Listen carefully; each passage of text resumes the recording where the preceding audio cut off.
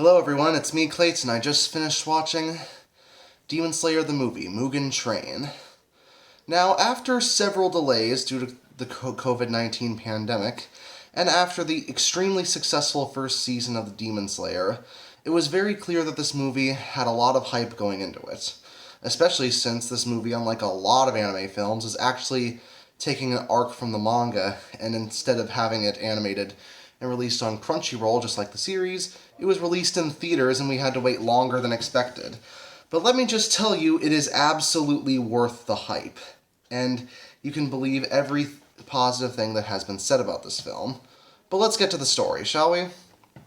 After the events of the first season of Demon Slayer, Tanjiro, Nezuko, Inosuke, and Zenitsu all happen to hop onto the Mugen Train in order to help Kyojuro Rengoku, the Flame Hashira, deal with a demon who was sent by Muzan to wreak havoc, eat humans, and to generally cause more mayhem, as demons do. But these demon slayers find that the problem is a little more complicated than they expected, especially considering this demon can attack them in their dreams, and he's not the only demon who's out there, considering the arc that this is taking place in. But that's all I'll say about the story without spoiling anything. Simply put, this arc feels like it was the most tailored for a film, not just because of its length, but also because of the amount of animation work that had to go into the various fights throughout the film. Of course, as a Shonen Jump property, the action scenes are the main selling draw, and let's just say Ufotable are the gods of fight scenes when it comes to their film adaptations. I said this before when I went over the Heaven's Feel movies for Fate. However, I'll say it again. The CGI and the hand-drawn animation are composited absolutely perfectly, and the fight scenes are fast-paced, they're fluid, and they're full of incredible techniques. They're some of the best animated fights you can possibly see on a big screen. And that's especially the case with not only Tanjiro versus the demon on the train, but also with Rengoku's fight, which I won't spoil for any of you.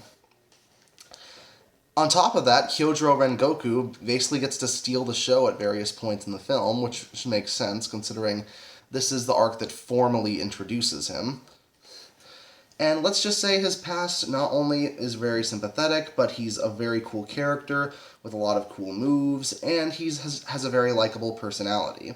He's very over the top, but at the same time he's very honorable. He's certainly loud and just as passionate as Tanjiro, but at the same time he defends the innocent and happens to have a lot of knowledge that the demons didn't see coming, even if he initially seems a little weird. And basically the other characters are about how you'd expect them from the original series.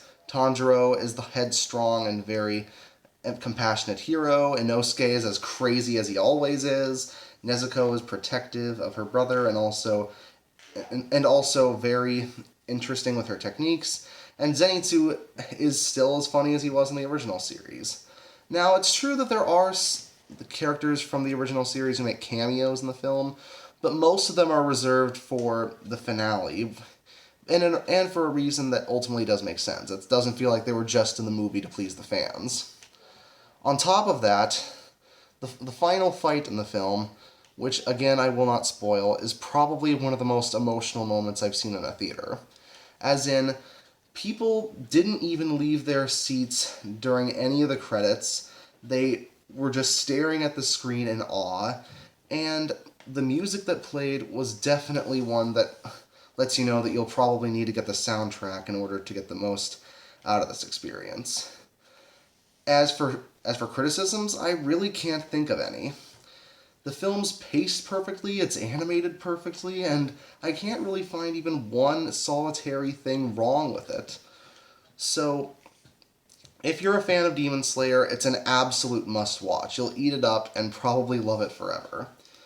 But if you're a newcomer, I definitely recommend watching Season 1 first, considering it's definitely necessary to understand or get the most out of the film. But as far as Demon Slayer fans go, it's absolutely one that cannot be missed. That's why I'm going to give Demon Slayer Mugen Train a 10 out of 10. See you next time.